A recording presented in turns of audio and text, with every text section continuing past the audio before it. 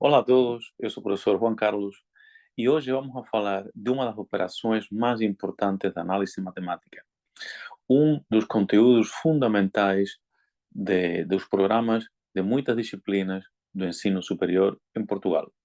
Estou-me a referir ao cálculo de primitivas ou ao cálculo de integrais indefinidos, também é conhecido com esse nome.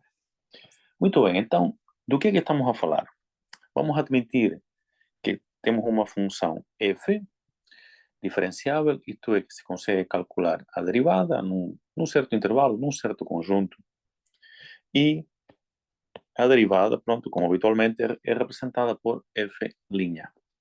Portanto, a operação que estamos a fazer é a operação de derivação, estamos a derivar, mas frequentemente, em aplicações, nos mais diversos domínios do conhecimento, temos que fazer a operação contrária. Isto é, conhecemos a derivada e queremos saber qual é a função que dá origem a essa derivada. Isto é, estamos a fazer uma operação, de certa maneira, inversa, e é precisamente quando se faz esta operação que surgem as primitivas ou os integrais indefinidos. Portanto, é disto que vamos a falar, vamos a começar a falar hoje, do cálculo da primitiva. É a operação inversa à derivação. E, desde já, quero dizer que em Portugal os alunos aprendem a derivar no 12º ano, no ensino secundário, e habituam-se a utilizar uma tabela de derivação. Também na universidade, em muitas disciplinas se continua esse trabalho, o trabalho do cálculo de derivadas, e por isso os alunos, quando chegam a esta parte da matéria, a, a ter que calcular primitivas, pois já vêm, digamos, com a formatação, com os hábitos das derivadas. Mas as primitivas, e vou dizer isto desde o primeiro minuto e vou repeti-lo, as primitivas são muito mais complicadas que as derivadas. Há coisas que temos que fazer com as primitivas que não se fazem habitualmente com as derivadas.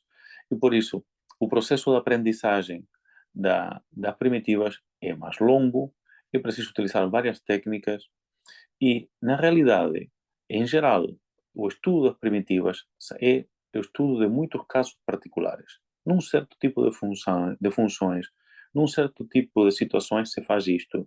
E isso que se faz nessas situações não funciona em outras. E por isso é necessário estudar muitos casos particulares. Muito bem, então vamos a avançar um pouquinho. E para compreender melhor do que estamos a falar, eu vou a mostrar um exemplo. O exemplo é o seguinte: vamos admitir que temos a função, não sei, digamos, x ao cubo. E vamos calcular a derivada de x ao cubo.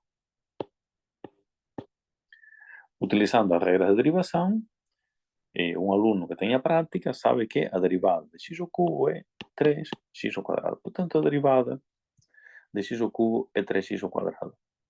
E agora, vamos a ver outra função. Por exemplo, x ao cubo mais 2. Se calculamos a derivada, pois a derivada também dá 3x ao quadrado. E se fazemos x ao cubo menos, sei lá, 5, pois a derivada também é 3x ao quadrado. Em geral, a derivada de x ao cubo mais uma constante qualquer, uma constante real, é 3x ao quadrado. Então, a questão é, qual é que é a primitiva de 3x ao quadrado? Isto é, quando fazemos o processo inverso, quando queremos, a partir daqui, recuperar a função que dá origem a essa derivada, então, quando tentamos calcular a primitiva, a questão é, qual destas funções é que é? E a resposta é que todas estas funções são primitivas da função 3x ao quadrado. Isto é, o cálculo, a primitiva de uma função não é uma função, é todo um conjunto de funções ou uma família de funções. Essa família de funções depende desta constante que está aqui, de uma constante C. E é por isso que nas tabelas de primitivas nas fórmulas, no final, aparecem todas com a primitiva, e no final temos sempre mais C, em que C é uma constante real. É a razão. Este exemplo mostra o que acontece quando fazemos operação inversa. Muito bem, então agora vamos falar do símbolo de primitiva. Então eu vou apagar aqui um pouquinho. O exemplo pode ficar aí mais um pouquinho. E vamos a ver o símbolo. E com isso, e depois vamos a ver as únicas duas propriedades gerais que têm as primitivas. Então, o símbolo que eu vou utilizar é o seguinte, este símbolo.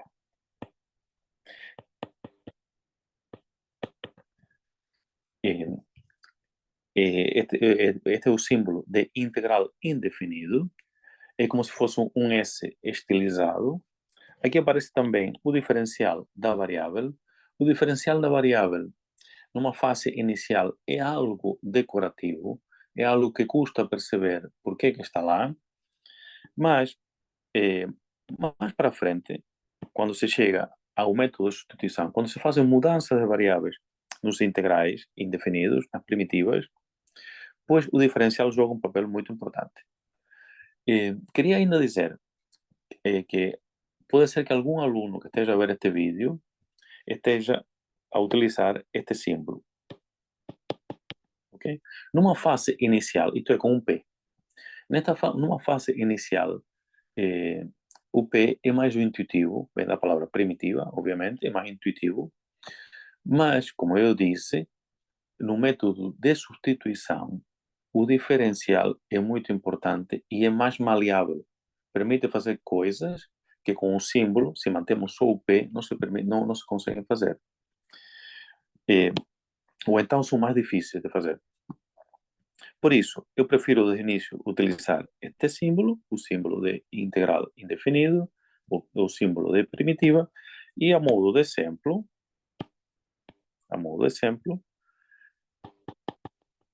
este exemplo que está aqui na parte inferior do quadro, podemos afirmar que a primitiva ou o integral indefinido de 3x ao quadrado é x ao cubo mais todas as constantes possíveis. Mais c, aqui c é um número real, isso é todas as constantes possíveis. Portanto, é todo um conjunto de funções, não é uma função, são infinitas funções. Muito bem, então eu vou abrir um novo quadro, no qual vou mostrar as únicas duas regras gerais que existem para o cálculo de primitivas.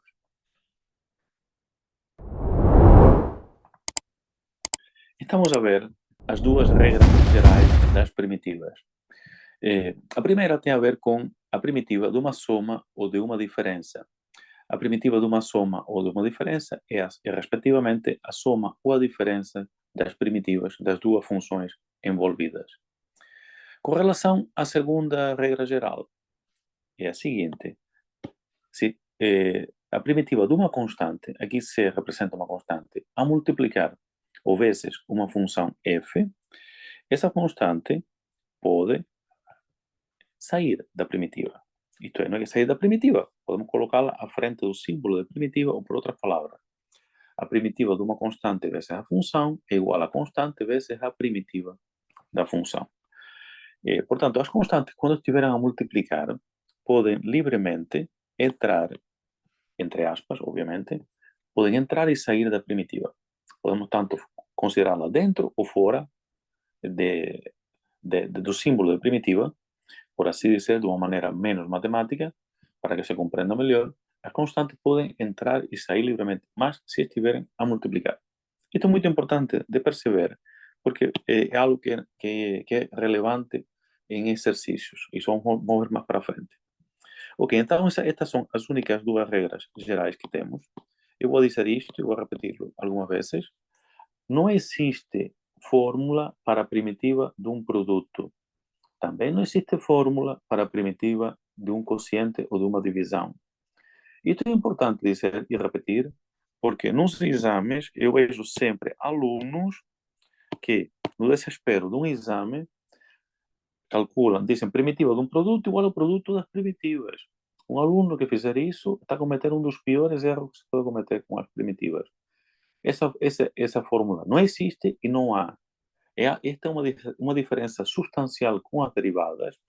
Nas derivadas temos fórmulas para tudo, para divisão, o quociente, para multiplicação, produto, temos as regras para tudo, para soma, subtração, para tudo, a regra de derivação. Nas primitivas, não. Isso torna tudo muito mais complicado. Temos que fazer muita coisa com menos ferramentas.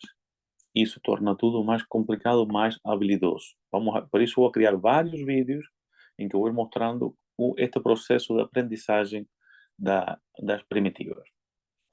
Então, vamos só a, e com isso vamos a concluir este vídeo introdutório às primitivas, vamos só a verificar a segunda fórmula. É fácil de ver isso. Estou-me a referir à primitiva de uma constante, esta aqui. Eu vou assinalá-la. Vamos verificar, é fácil. Portanto, aquilo que eu vou fazer nesta parte do quadro, eu vou derivar esta expressão. A derivada de um produto. Bom, temos aqui um produto. Como sabemos, derivada de um produto, derivamos a primeira função, neste caso uma constante. Obviamente, essa derivada é zero. Por isso, eu posso afirmar que isto tudo é igual a zero. E depois temos mais a constante vezes a derivada desta primitiva. Mas a derivada da primitiva, uma vez que a operação inversa é a própria função f. Por outras palavras, temos cf de x. Por esse motivo, é possível afirmar que a primitiva de cf de x, isto é, se fazemos agora o contrário, é igual a c vezes a primitiva da função f. E esta é a verificação desta fórmula. Muito bem, espero que este vídeo possa ser útil. É apenas um vídeo introdutório. Por favor, vejam os vídeos que eu vou a publicar com este processo de aprendizagem das primitivas. É muito importante para um aluno que tenha dificuldade nas primitivas ver estes primeiros vídeos, nos quais vou explicar uma série de habilidades que são imprescindíveis no cálculo de primitiva. Então, espero por vocês nos próximos materiais e muito obrigado a todos pela atenção.